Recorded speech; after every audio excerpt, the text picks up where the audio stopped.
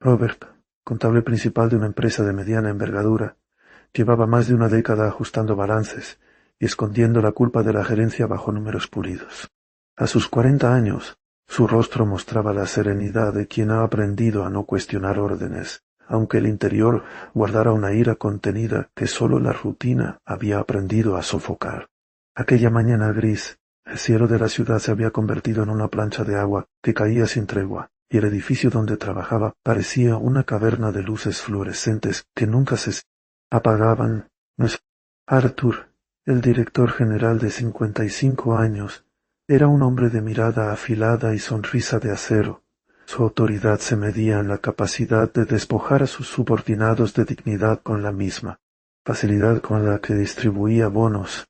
Al entrar en la sala de juntas, Arthur, con su traje impecable, dejó caer sobre el escritorio de Robert un billete arrugado de 20 euros, como si fuera la única moneda de cambio que valía la pena.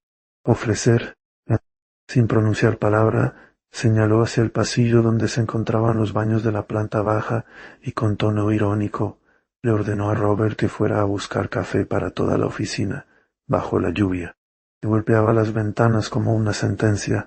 Hazlo ahora, antes de que el cliente más importante se entere de que no sabes ni preparar un latte, musitó Arthur, mientras los demás ejecutivos observaban la escena con una mezcla de curiosidad y diversión.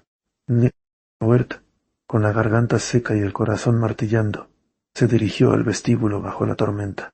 Cada paso resonaba como un golpe contra su orgullo. El agua se colaba por los pliegues de su traje gris, empapándolo hasta la piel. Al llegar a la pequeña cafetería del edificio, pidió un café con leche, pero la máquina, como si compartiera la conspiración de sus superiores, escupió un líquido frío y aguado. Robert regresó al piso superior con la taza temblorosa, y al intentar servirla a sus colegas, el sonido del líquido derramándose sobre la mesa resonó como una bofetada. Uno de los empleados, con la mirada burlona, sacó su teléfono y empezó a grabar. «Mira el contable que se humilla por un latte helado», escribió en el pie de foto que acompañó el video, mientras la cámara capturaba la cara roja y la voz entrecortada de Robert, pidiendo disculpas por el café tibio. El video se propagó en cuestión de minutos. Comentarios sarcásticos y memes inundaron la red, transformando la humillación de Robert en espectáculo gratuito. Cada like era una puñalada que resonaba en su mente, recordándole que su valor había sido reducido a un simple número de visualizaciones. Al volver a su escritorio, empapado y con el traje colgado de forma desordenada, Robert encontró en su bandeja de entrada una notificación de la administración de la propiedad donde vivía. Arthur había enviado una orden de desalojo del apartamento que Robert había alquilado durante los últimos 8 años. El documento, redactado con la misma frialdad que los informes financieros, le daba un plazo de 10 días para abandonar el inmueble. No había espacio para apelaciones, solo la certeza de que la vida de Robert sería despojada de su último refugio. El día se cerró con una lluvia aún más intensa, como si el cielo quisiera lavar la sangre que se había formado bajo la superficie de la oficina. Robert se quedó en su silla, mirando el billete arrugado que Arthur había lanzado como un símbolo de poder. Sus manos temblaban, pero su mente comenzó a trazar un plan. No había espacio para la compasión en la jerarquía que lo había reducido a una figura de burla. Había solo una ruta: convertir la humillación en resistencia. Con cada gota que caía sobre el cristal, Robert juró que no sería el último en caer bajo el peso de la injusticia, y que la tormenta que ahora lo envolvía sería la señal de un nuevo comienzo, aunque el precio fuera la pérdida de todo lo que había conocido. La oficina, los teléfonos, los vídeos y los despidos se convertirían en la crónica de un hombre que, a pesar de la lluvia, aprendería a caminar bajo la tempestad. Arthur había construido su imperio con la precisión de un cirujano y la frialdad de un ejecutivo que no tolera errores. Cuando descubrió que una partida de la contabilidad no cuadraba, la culpa la apuntó directamente a Robert, el antiguo asistente que había pasado los últimos 3 años a su sombra. Sin mediar palabra de defensa, Arthur bloqueó el acceso de Robert a la cuenta bancaria de la empresa, dejando el número de la tarjeta en un archivo cifrado que solo él podía abrir. La decisión se tomó en una reunión de directores que duró apenas 10 minutos. La mirada de Arthur no admitía dudas. Robert, con el corazón golpeando contra el pecho como una jaula, solicitó una reunión para explicar la supuesta irregularidad. Arthur, sin mostrar la más mínima empatía, le ordenó que esperara fuera del edificio, en la acera frente a la entrada principal, arrodillado como si fuera un animal castigado. El frío de la madrugada se coló bajo la chaqueta de Robert, y el asfalto mojado reflejaba las luces de la calle. Cada minuto que pasaba, la humillación se hacía más densa, como una niebla que lo envolvía sin posibilidad de escape. Cuando Arthur regresó, llevaba una botella de champán medio vacía bajo el brazo. Sin decir nada se inclinó sobre Robert y derramó el resto del líquido burbujeante sobre su cabeza, como si quisiera lavar la culpa que, según él, el joven había manchado. El champán empapó la camisa de Robert, empapó la ropa interior y se deslizó por la cara, dejándole un brillo áspero bajo la luz de los faroles. El sonido del líquido al caer resonó como una sentencia final. La dignidad de Robert se había disuelto en espuma. En el interior del edificio, la esposa de Robert, Marta, había llegado al instante de la noticia. No había tiempo para lágrimas, solo para la decisión que había tomado hacía años. No quería atarse a un futuro con alguien que no supiera imponerse. Al ver a Arthur, la figura del hombre que había destrozado la vida de su marido, Marta sintió una mezcla de ira y alivio. Con la cabeza alta se acercó a Arthur y, sin titubeos, le dijo: «No pienso seguir vinculando mi futuro a un hombre que no sabe defenderse. Necesito a alguien que sepa ponerse de pie, no a quien se esconde detrás de una silla de poder». Arthur la miró, sin reconocer la fuerza que emanaba de sus palabras, y asintió con una sonrisa que no alcanzó a ocultar la satisfacción de haber ganado una batalla más. Robert, sin saber que su esposa había abandonado el edificio, se quedó tendido en el frío del asfalto, la ropa empapada y el cuerpo tembloroso. Cuando la noche se volvió más densa, decidió buscar refugio donde el sueño fuera la única salida posible. Con la dignidad deshilachada, arrastró su viejo sedán, un coche que había comprado con los últimos ahorros antes de que la empresa le quitara el empleo, y lo estacionó en un parking desierto.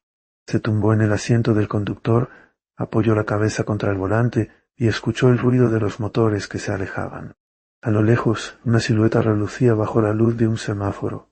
Arthur y Marta, ahora juntos, subían a un Porsche nuevo, el motor rugiendo como una promesa de futuro. El sonido del motor se fundía con el latido de la ciudad, mientras Robert, solo en su coche oxidado, miraba cómo la vida de los demás avanzaba sobre ruedas de lujo, mientras él se quedaba atrapado en la penumbra del estacionamiento, con la espuma del champán todavía pegada a la piel y la certeza de que la humillación, aunque efímera, había dejado una cicatriz que el tiempo tardaría en sanar. Roberto salió del callejón con los puños sangrando. El polvo de la madrugada aún flotaba en el aire mientras los matones contratados por Arturo le lanzaban la última advertencia. «Ya basta. Vete de la ciudad». No había espacio para la compasión en esa frase. La violencia había sido tan metódica que el sonido de los golpes resonó como una sentencia judicial. Cada puñetazo había sido un recordatorio de que la autoridad de Arturo no se medía en leyes, sino en la capacidad de contratar a cualquier hombre, sin escrúpulos, para que ejecutara su voluntad. Con la cabeza aturdida y la dignidad reducida a un puñado de cenizas, Roberto se dirigió al único refugio que le quedaba, el lombardo de la esquina, un recinto lúgubre donde el olor a metal oxidado y a sudor se mezclaba con el crujido de los candados que guardaban los recuerdos de otros desamparados. Allí, bajo la luz mortecina de una lámpara fluorescente que parpadeaba cada vez que la corriente vacilaba, Roberto colocó sobre el mostrador la última reliquia que le quedaba de su padre, una vieja lula de latón que había pertenecido al capitán del barco familiar y que, según la tradición, nunca había perdido el norte. El dueño del lombardo, un hombre de mirada cansada y labios agrietados, lo evaluó con la frialdad de quien ha visto demasiadas vidas desmoronarse por la necesidad. «Vale 10 euros», murmuró, y el sonido de la moneda cayendo en la caja resonó como el golpe final a la esperanza. Con ese escaso dinero, Roberto compró un portátil de segunda mano, un aparato gastado que todavía conservaba una pantalla que mostraba la luz tenue del mundo digital, y una tarjeta SIM con datos limitados, suficiente para conectarse al ciberespacio que él consideraba su último campo de batalla. De regreso a su pequeño apartamento, Roberto encendió la máquina y comenzó a rebuscar entre los archivos de la empresa donde había trabajado durante años, una corporación que bajo la fachada de la legalidad había tejido una red de fraude fiscal que alimentaba los lujos de Arturo.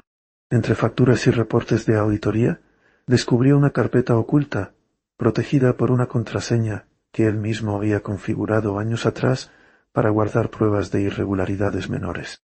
Al introducir la clave, la pantalla reveló una avalancha de documentos, contratos falsificados, transferencias bancarias a paraísos fiscales y correos electrónicos donde Arturo ordenaba la manipulación de balances para evadir miles de millones en impuestos.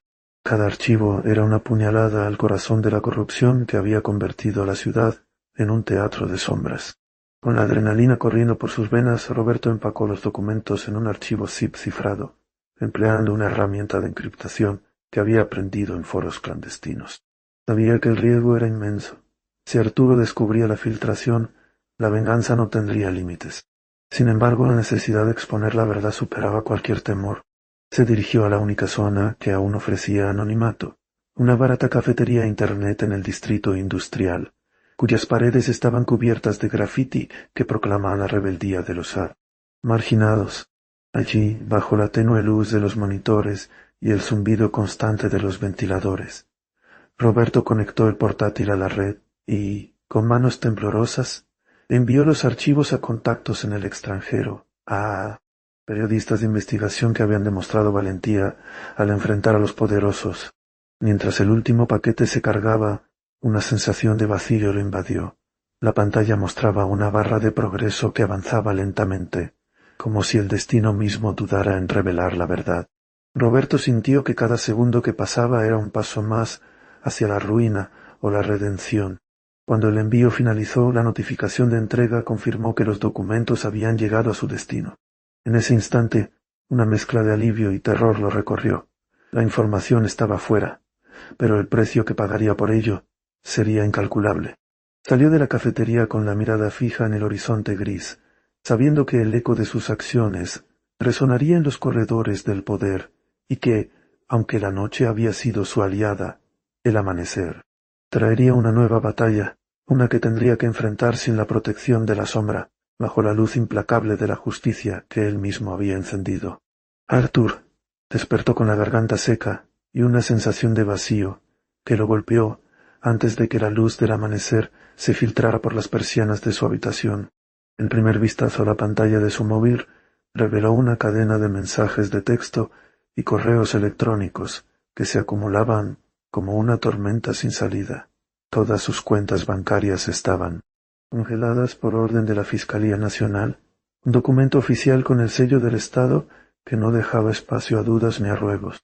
El corazón le latía con una violencia que no era la de la adrenalina, sino la de la certeza de que todo lo que había construido estaba siendo desmantelado por manos invisibles y despiadadas. No hubo tiempo para la reacción. La notificación del principal inversor de su empresa llegó minutos después, un correo breve y cortante que exigía la destitución inmediata del consejo y la designación de un nuevo directorio bajo la sombra de un experto anónimo. No había nombre, solo la amenaza implícita de que cualquier resistencia sería aplastada con la misma celeridad con la que había sido congelado su capital. Arthur sintió cómo el suelo bajo sus pies se volvía ceniza, pero no se detuvo. El impulso de salvar lo que quedaba lo llevó a la puerta de su oficina central, una estructura de cristal y acero que había simbolizado su ascenso y ahora se erigía como un mausoleo de frialdad institucional. Al llegar, la seguridad lo recibió con una frialdad que cortaba más que el acero de la entrada. «Señor Arthur, ya no tiene autorización para entrar. Cierre la puerta y regrese a su domicilio», dijo el guardia, sin mirarlo a los ojos, como si fuera un simple obstáculo a ser removido. Arthur intentó protestar, pero la voz del guardia se volvió un muro impenetrable. Sus palabras resonaban como un eco de la sentencia que había recibido la noche anterior. Mientras se retiraba, la mirada de la mujer que lo acompañaba Su esposa se cruzó con la suya y por un instante el mundo pareció detenerse. Ella, antes conocida como la esposa de Robert, había sido una figura de poder en los círculos de la élite, pero ahora también estaba atrapada en la red de una demanda de desalojo que la había dejado sin refugio.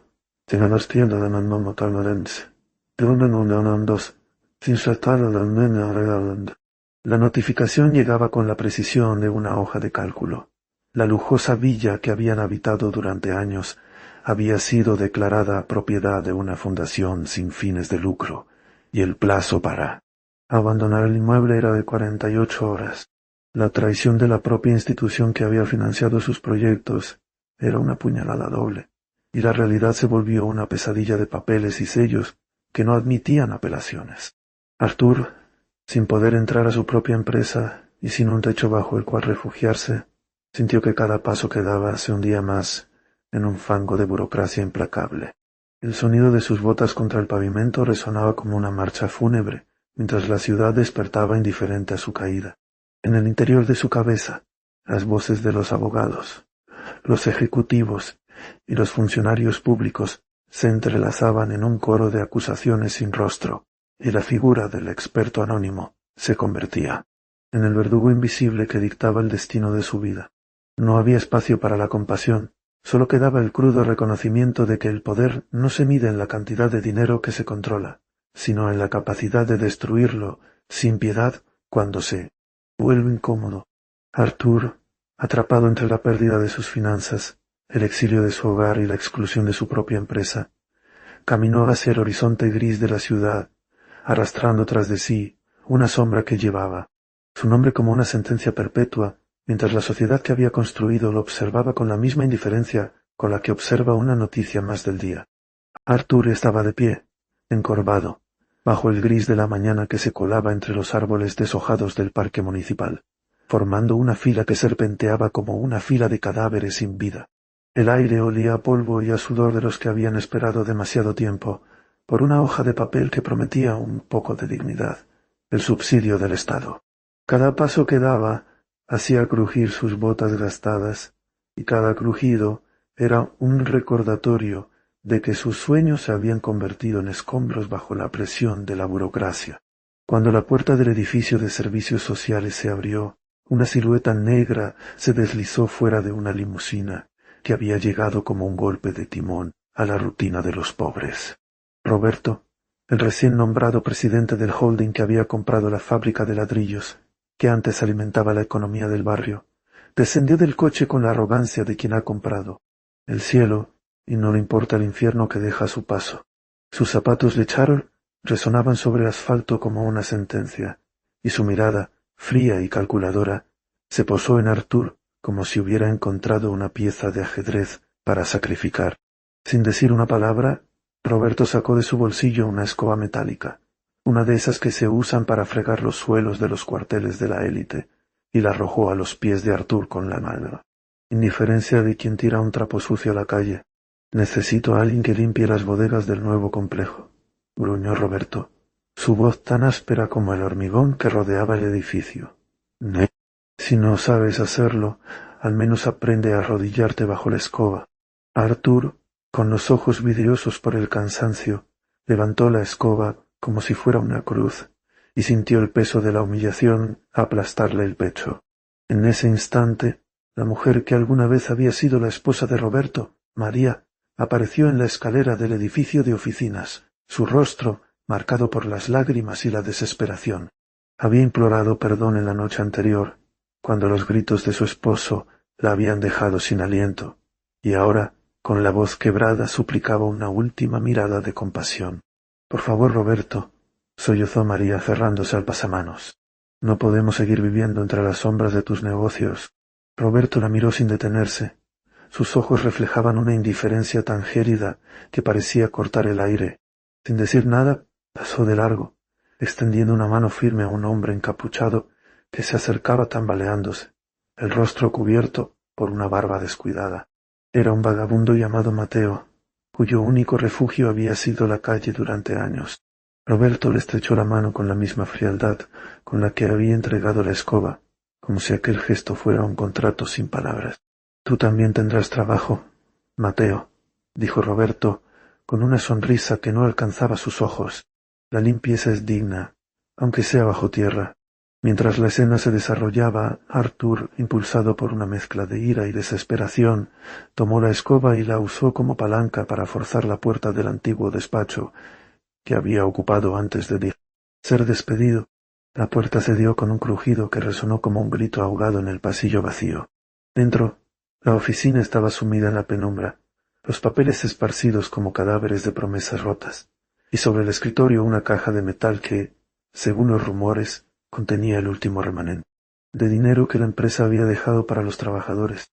Antes de que Arthur pudiera abrir la caja, el sonido de sirenas rompió el silencio. La policía, alertada por una denuncia anónima, irrumpió en el edificio y rodeó a Arthur con miradas de sospecha y desprecio. Le acusaron de intento de robo, aunque la caja estaba vacía, y la única prueba que tenían era la escoba bajo su brazo, símbolo de la humillación que había aceptado.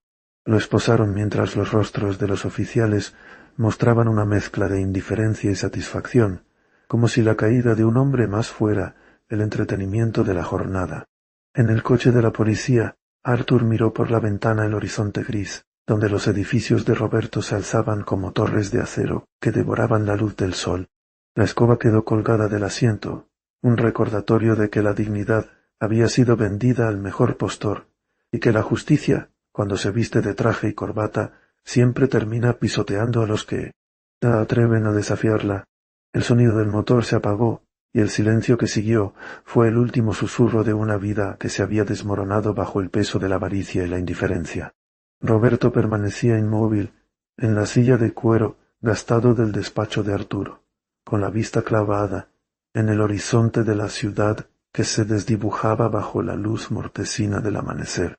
Sus dedos rodeaban la taza de café negro que le había entregado el ex jefe, un hombre demacrado y cubierto de polvo, cuyo rostro mostraba la humillación de quien había sido reducido sirviente de la propia culpa. El aroma amargo del café se mezclaba con el olor a papel mojado de los documentos que yacían sobre el escritorio. Una pila de confesiones forzadas que Arturo debía firmar para que el fantasma de Roberto desapareciera de su vida para siempre. «Necesito tu firma, Arturo», dijo Roberto, sin rodeos, la voz tan fría como el acero de una sentencia judicial. «Si no lo haces, las acusaciones que he recopilado contra ti se harán públicas y destruirán cada vínculo que aún conservas, tu familia, tu reputación, tu futuro». Arturo miró los papeles, la tinta negra formando una red de culpas que él mismo había tejido con su propia ambición. Cada línea era un recordatorio de las noches en que había manipulado a sus subordinados, de los despidos arbitrarios y de los insultos velados que había lanzado como dardos en reuniones que él presidía como si fuera el único dueño de la verdad. La culpa le ardía bajo la piel, pero el miedo a perderlo todo era más fuerte que la vergüenza. «¿Y qué obtienes tú con esto?», preguntó Arturo intentando contener la voz temblorosa. Roberto se sirvió otro trago de café, dejando que el líquido negro se deslizara por su garganta como una promesa de venganza consumada. «No es venganza, Arturo. Es justicia. He comprado la casa donde vivía mi exesposa, esa mansión que una vez fue testigo de los gritos silenciosos de una mujer que soportó años de hostigamiento. La he transformado en un refugio gratuito para todas las víctimas de mobbing que aún creen en la posibilidad de una salida». El sol, ahora más alto, empezó a pintar la ciudad con tonos de fuego. La luz se coló por la ventana enorme del despacho, iluminando la cara de Roberto con un resplandor que parecía revelar la verdad desnuda de sus actos. Arturo, con los ojos clavados en la firma temblorosa que estaba a punto de plasmar, sintió cómo su mundo se desmoronaba bajo el peso de la responsabilidad que él mismo había creado. Cada trazo de su bolígrafo era una cadena que se rompía, una confesión que lo liberaba del poder que había ejercido con mano de hierro. «Esto no termina aquí», murmuró Roberto, sin levantar la mirada del horizonte. «Cada vida que logre salvar será una pieza más del tablero que tú, con tu arrogancia, intentaste destruir». Con el último punto, el papel tembló bajo la presión del bolígrafo. Arturo dejó caer la pluma sobre la mesa, como si fuera una bomba que había explotado en silencio. La habitación se llenó de un silencio pesado, interrumpido solo por el zumbido lejano del tráfico y el crujido de la silla que Roberto empujó hacia atrás. Se levantó, tomó la taza vacía y la dejó sobre el escritorio. El café, ahora frío, era testigo mudo de la transacción que había sellado el destino de ambos hombres. Con paso firme cruzó la puerta del despacho y se dirigió al ventanal. Miró la ciudad despierta, sus edificios como cicatrices que recordaban los abusos del pasado. En su rostro se dibujó una sonrisa breve, sin alegría, solo la certeza de que la balanza había encontrado su equilibrio. El sol se alzaba con una luz implacable, y Roberto, con la mirada fija en la urbe que había sido testigo de su sufrimiento, supo que el último débito había sido pagado al centavo. No había redención, solo la fría satisfacción de haber convertido el dolor ajeno en una herramienta de rescate. Mientras la ciudad despertaba, él permanecía allí, el arquitecto de un refugio, que aunque nació de la venganza, prometía ser un faro para aquellos que aún luchaban contra la sombra del acoso. El día comenzaba, y con él la nueva era de los que se atreven a romper el silencio.